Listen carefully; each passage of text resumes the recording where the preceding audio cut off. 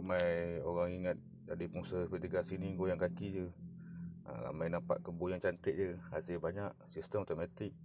Tapi tak nampak masalah yang kena settle setiap hari.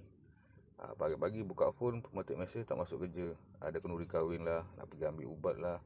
Yang sakit seorang je, tapi bergotong royong pula diorang ni tak masuk kerja. Last bos sendiri kena turun jadi kuli kutik cili seorang-seorang. Terpaksa sebab dah janji dengan customer.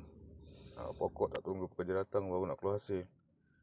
Air tetap kena jalan, baju tetap kena bancuh, hasil tetap kena petik, order customer tetap kena sampai. Malam pula duk fikir hasil ni hari dah habis jual ke, pembeli dah bayar ke belum, mesin rosak tadi dah siap repair ke belum. Yang ni bajar dah susah nak dapat, racun naik harga, bil kena bayar. Dalam pertanian ni satu masalah settle, 3 lagi tunggu. Sebab tu jangan ingat pertanian vertikasi ni senang. Dalam dunia vertikasi ni, kalau pengusaha tak tahan susah, satu kebun boleh tumbang.